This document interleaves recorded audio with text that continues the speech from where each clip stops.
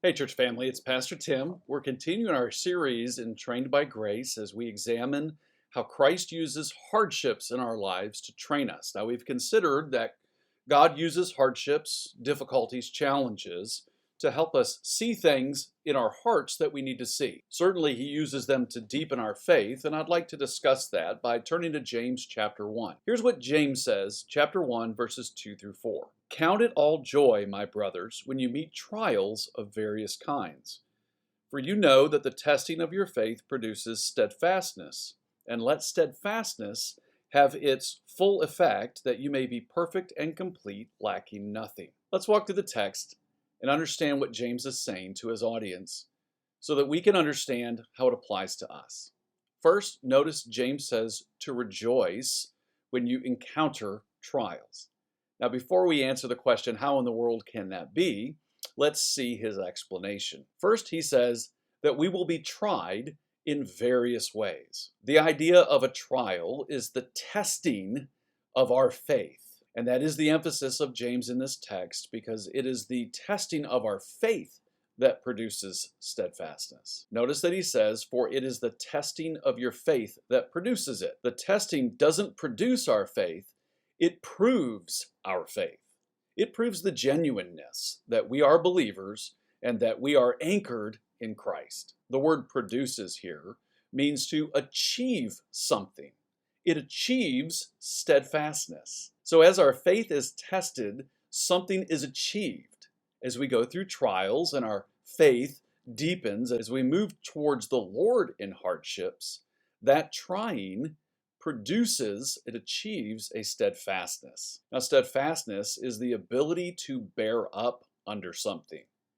I've often used the illustration of a train bridge. If you've ever seen a bridge built for trains, it is heavy duty. It can bear up under the weight of that train and all its cargo, and it can do that for a long period of time. And James says that the testing of our faith produces, it achieves a steadfastness, an ability to bear up under more and more for a long period of time. And then he says, let it have its full effect. In essence, he's telling us not to run, which is our tendency when life gets hard. We look for relief. James is saying, don't escape, don't run. Bear up under it. Learn to bear up under it. Let Christ build your faith as you go through this trial so that you can be steadfast. But there's more than that. As you bear up under it, as you go through the trial and your faith proves true, proves genuine, and as you move toward God in those moments and grow in His grace, which is what He's doing in your life, He says you will be perfect and complete, lacking nothing. The idea of perfect is complete or mature. The idea of complete is genuine. It's your functional theology becoming your confessional theology. It's your confessional faith, professing that you are a follower, becoming how you actually live as a believer. And then he ends with lacking nothing, indicating that you're not going to fall short of the test. Your faith is going to prove genuine, and you are going to become a steadfast follower of Christ, able to endure the hardships of life. But it's not just hardship focused, it's faith focused.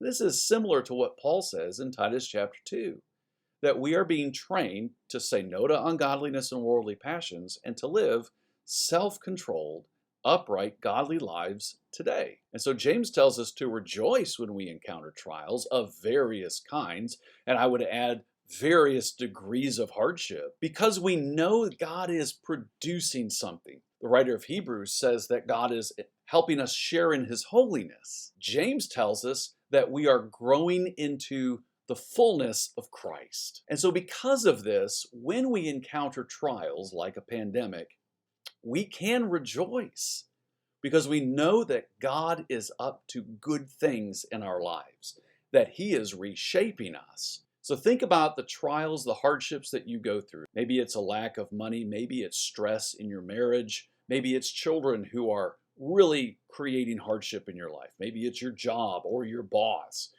Think about the hardships that you face. Maybe it's your health. And ask what God is doing. How is He deepening your faith, demonstrating that your faith is genuine and enabling you through His ministry in your life to bear up under trials with His grace. Thanks for watching. We'll see you next time.